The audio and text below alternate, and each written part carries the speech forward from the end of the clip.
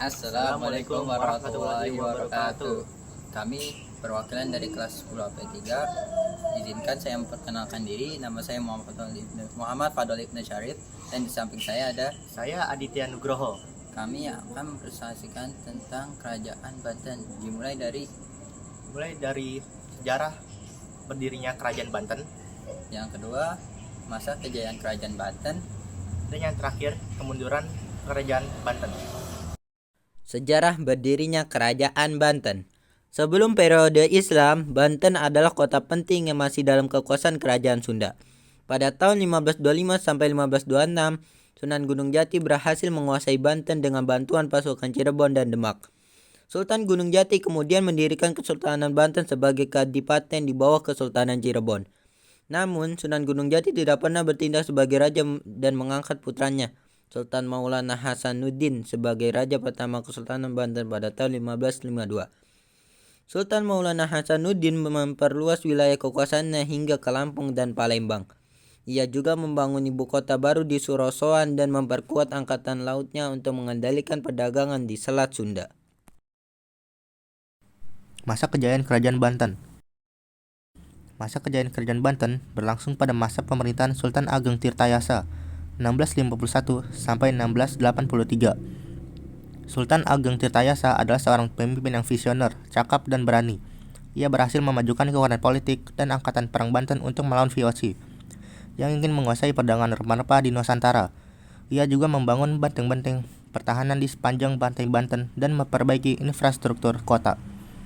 Sultan Ageng Tirtayasa juga mengembangkan kebudayaan dan pendidikan Islam di Banten. Ia mendirikan pesantren-pesantren dan masjid-masjid besar seperti Masjid Agung Banten. Ia juga mendukung perkembangan sastra dan seni Islam seperti syair, hikayat, wayang kulit, dan gamelan. Ia juga mengirim utusan-utusan ke Mekah untuk menjalin hubungan dengan dunia Islam. Kemunduran Kerajaan Banten. Kemunduran Kerajaan Banten dimulai dari konflik internal antara Sultan Ageng Tirtayasa dengan putranya, Sultan Haji atau Sultan Abu Nashar Abdul Qahar. Sultan Haji adalah seorang pemuda yang terpengaruh oleh gaya hidup barat dan bersahabat dengan VOC.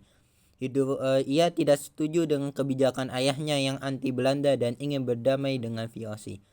Ia kemudian memberontak dan mendeklarasikan dirinya sebagai raja baru di ibu kota baru Kaibon. Konflik antara ayah dan anak ini dimanfaatkan oleh VOC untuk mengadu domba dan melemahkan Kerajaan Banten.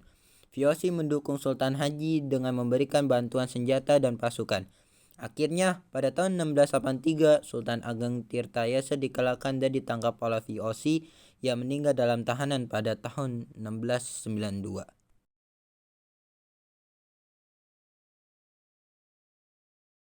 Pada tahun 1752, VOC berhasil menyerang dan menghancurkan ibu kota Surosoan. Sultan Zainul Abidin terpaksa melarikan diri ke Anyer dan kemudian ke Cirebon. Ia meninggal pada tahun 1753 dan digantikan oleh putranya, Sultan Muhammad Syifa Zainul Arifin. Sultan Muhammad Syifa berusaha untuk mempertahankan sisa-sisa wilayah kekuasaannya dari serangan VOC dan Mataram. Namun, ia tidak mampu mengatasi masalah-masalah internal dan eksternal yang mengancam Kerajaan Banten. Pada tahun 1808, Gubernur Jenderal Daendels mengeluarkan dekret yang menyatakan bahwa Kerajaan Banten menjadi bagian dari Hindia Belanda secara sepihak. Sultan Muhammad Syafiuddin, yang saat itu menjadi raja terakhir Kerajaan Banten, menolak dekret tersebut dan melawan Daendels. Namun, ia dikalahkan dan ditangkap oleh pasukan Belanda pada tahun 1813. Ia dibuang ke Ambon dan meninggal di sana pada tahun 1833.